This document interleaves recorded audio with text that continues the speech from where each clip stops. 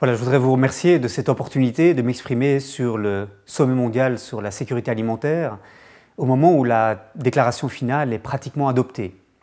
Je crois d'abord devoir saluer le travail des diplomates sur ce texte. C'est un travail souvent ingrat, difficile, mais tout à fait essentiel. La crise alimentaire mondiale, au fond, a créé un consensus sur la nécessité d'agir de concert pour davantage de sécurité alimentaire dans le monde, et ce momentum est un momentum qu'il ne faut pas abandonner. Il y a 3 éléments dans la déclaration qui me paraissent très importants et que je voudrais saluer d'emblée. D'abord, le droit à l'alimentation est mentionné comme devant être central dans les choix que nous faisons et comme devant guider à la fois nos stratégies de court terme visant à venir en aide aux personnes qui ont faim et devant guider aussi nos investissements dans le développement rural, dans le développement agricole à moyen et à long terme. Et je pense que cette réaffirmation du caractère central du droit à l'alimentation est tout à fait importante et bienvenue. D'abord, le droit à l'alimentation, c'est cibler davantage et mieux les plus vulnérables. Ensuite, deuxièmement, le droit à l'alimentation, c'est renforcer la reddition des comptes, obliger les gouvernements à rendre des comptes par rapport à leurs actions en mesurant constamment les impacts de ces actions qu'ils prennent. Et enfin, troisièmement, le droit à l'alimentation, ça signifie que les États vont devoir développer des politiques qui sont davantage participatives. Je suis convaincu, pour ma part, que l'on ne peut pas aider les plus pauvres sans eux, sans recueillir leur avis, sans les consulter. Nos politiques, sinon, seraient mal informées et du coup, elles seraient probablement orientées vers des besoins imaginaires plutôt que vers les besoins réels des personnes qui ont faim. Un deuxième élément tout à fait important de cette déclaration, c'est qu'il affirme le soutien de la communauté internationale pour la réforme du Comité de la sécurité alimentaire mondiale au sein de la FAO.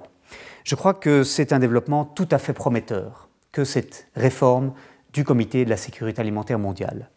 Premièrement, ce comité, dans sa version révisée, va devoir améliorer la coordination des efforts au plan international et constituera, de ce point de vue-là, une amélioration notable de la gouvernance mondiale en matière de sécurité alimentaire. Deuxièmement, ce comité de la sécurité alimentaire mondiale va devoir promouvoir l'apprentissage collectif à travers la diffusion des bonnes pratiques. Les États vont pouvoir s'échanger des expériences au sein de ce comité révisé. Troisièmement, et peut-être est-ce le plus important, ce comité de la sécurité alimentaire mondiale va devoir renforcer la responsabilisation des gouvernements, la reddition des comptes par les gouvernements. Il va adopter un cadre stratégique global et c'est au sein de ce cadre que vont devoir s'inscrire les politiques nationales et régionales en matière de sécurité alimentaire.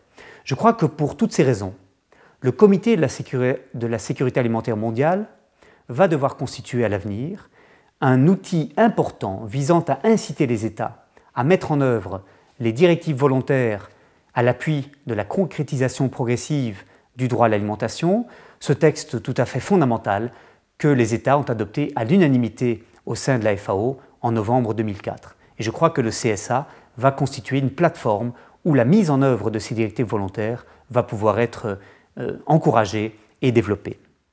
Troisièmement, je voudrais souligner la part très importante que la déclaration consacre à la notion d'agriculture durable. Je crois que ce signal est tout à fait bienvenu à 3 semaines de la conférence mondiale de Copenhague sur le changement climatique.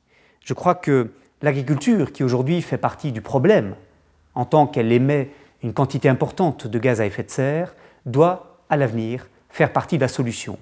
Nous devons développer davantage des pratiques agroécologiques, nous devons encourager des formes d'agriculture durables qui économisent les ressources du sol et qui ne contribuent pas au réchauffement climatique, mais qui au contraire permettent de l'atténuer.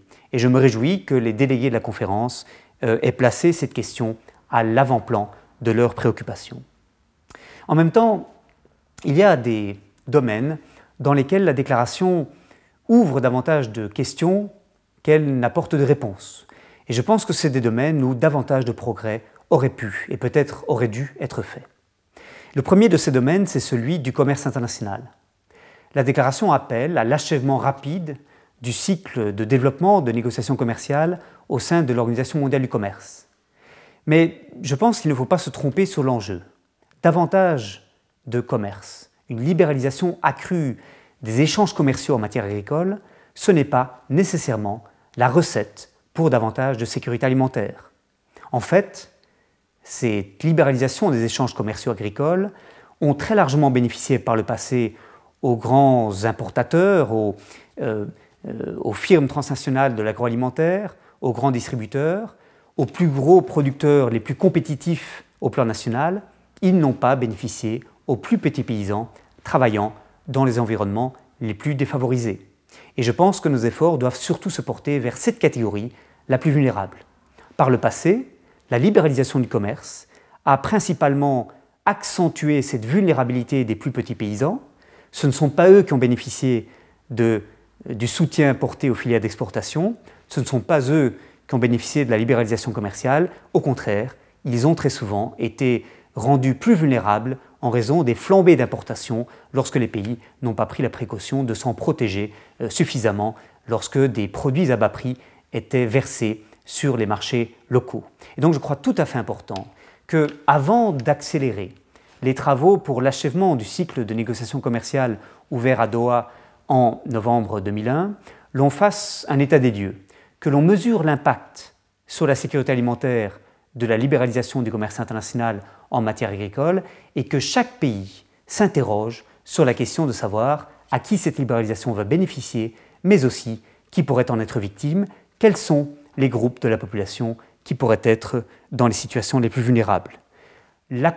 L'accélération des échanges, la libéralisation continue des échanges commerciaux en matière agricole ne va pas réduire l'insécurité alimentaire si cette libéralisation ne bénéficie pas aux plus pauvres et si elle accentue la dualisation du secteur agricole à laquelle on a assisté au cours des années précédentes. Enfin, il y a d'autres domaines dans lesquels la déclaration aurait pu être plus complète et plus ambitieuse.